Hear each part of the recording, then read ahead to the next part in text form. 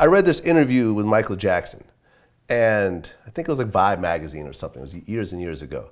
And they said, were you surprised on the effect that Thriller had on the world? And he said, honestly, no. He said that once they finished that project, sonically, the way it sounded and was put together, he knew it was going to be the biggest thing ever. Wow. And it became the biggest thing ever. Amazing. Wow. And you know, and it is ill, and it's kind of disappointing in a way of coming from that era and hearing people go like, I don't write. I come in, I mumble through whatever beat is happening at the time, and I have them put on the next song, and I mumble through that, and hopefully one of them 30, 40 records will stick. But I'm going to put out all of them. Right. You know, and one of the things, you know, I remember I was talking to Zaytoven, and I was keeping 100 with him. I said, I like Future, but a lot of the Future projects as a whole, I can't listen to them from beginning to end. Mm-hmm. There are one or two dope-ass songs on there. And imagine if he just took all those best songs and put them on one cohesive album, right. but they're not doing that these days. Well, not you know, discussing Future specifically, but just there's just been a lot of artists where, like Joel was saying, because the labels tend to just kind of like just want to attach themselves to something that's already working as opposed to developing the artist. So you'll have artists out here that have like one record that made some noise. And it's even to their detriment when it's like they sign them, throw a bunch of money, gas it up, and you have no clue if this person is capable of giving you multiple bodies of work or anything like that, but they locking them in anyway.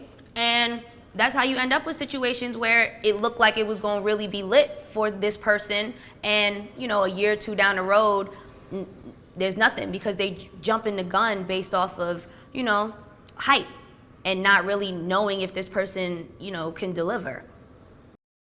No doubt. That's cool. That's just the music I am not gonna listen to. That's how I look at it. You know what I mean? Like people have stuff like, you know, sports you don't watch. You know what I'm saying? There's teams you don't like. It's cool. You know, I'm a Bulls fan. You know what I'm saying? I don't like the Celtics. But there's always been hip hop that's not supposed to, you know, it ends up being timeless because it's such a big song. Like for example, like Wild Thing by Tone Loc, or It Takes Two by Rob, by Rob Bass. It's like, these are not lyrical masterpieces, but they're dope ass songs. That's right. Yeah. That's right. That still are dope 20, 30 years later. That's right. Yep. It is what it is. It's all about like, sound, man. It's sound and melody. Yeah, and just feeling. That's it. That's it. Feeling. You know, I mean, for example, like Kendrick's first album didn't sound like it was made for the radio, but it had a timeless element to it. Right. You know, that really kind of came out, and it has that. You know what I'm saying? It's like you could tell that album wasn't thrown together. Like that was not no start. You know, play the beat. I'm gonna spit whatever and then go on. Like you know, I miss sort of the crafted element of hip hop that you just don't see as much anymore. Yeah, man. Yeah, I feel you. Just I think it's appreciated when, you know, when we get that, when we get J. Cole album, when we get to Pimp a Butterfly, I think we appreciate it for what it is, and you know. Yep. Now, Nitty, you and Kendrick Lamar had a relationship for like a year? Yeah, we had a little thing. That's the homie though. We leaving after this right now. We out of here. Now, I'm not gonna get into y'all's relationship, but you know, in terms of hip hop and lyrics wise, do you think that did the two of you ever collaborate, or did you learn from each other that way? Yeah, absolutely. We have a record called Flower Child, which is like a fan favorite of mine, and it was amazing working on that. I think it was really easy. It made sense. You know what I'm saying? Just what he represents, what I represent. Him being the black hippie and me being on my Flower Child stuff. I think, you know, we just spoke to the same people, you know, in a way. So, absolutely. Like artist-wise, what do you think you learned from working with him? I would say to like not be afraid to like do something that is like weird, or you know, to just like kind of go left and be a little eccentric with it sometimes, because that can be that one little sound you made or something that you'll have, you know, a crowd of 30,000 people just chanting it back to you. It's like, so just kind of like he would go off and do little weirdo things sometimes. And for me, that was dope to see, just not really having like rules as to like what you can and can't do, but just letting the creativity go. Yeah, like when he does like the high pitched things. Is that sort of what you're talking about? Yeah, everything. Playing with the range of your voice. Like your voice is your instrument, you know what I'm saying? So playing with the sound of your voice and, you know, harmonizing your ad libs, or, you know what I'm saying? Just like dope things like that can just bring like texture to the music. I definitely kind of like studied that, so. Dope project. Thank you. Know you. what I'm saying? Dope project. You know, it's great to see y'all collaborate with a producer that I'm a big fan of as well. Word. You know, and I mean, what I did notice about this project also is that it was kind of thrown out on SoundCloud because there was like a lot of like big samples in it and everything else like that. Is there like a plan to put out like a commercial version of this? Yeah, this is release week right here, bro. Okay. This is release week right here. Okay. So the final project is a subset of what I heard on SoundCloud, or how does that work? It's just the cleared, everything cleared. Yeah. Oh. Yeah, Just so the cleared version. There's a lot of shit we can't play on the radio because it ain't cleared yet and all that. So when we release it, then more records will be everywhere besides just SoundCloud and shit like that. plus it was, you know, at the end of the day, we wanted the people to hear the music. You know what I'm saying? We wanted to catch them. We wanted them to share the moment that we caught. You know what I'm saying? So once we were done, here you go, and you know, enjoy. No doubt. Well, what do you think was the one thing, you know, that really amazed you guys with working with Salam Remy?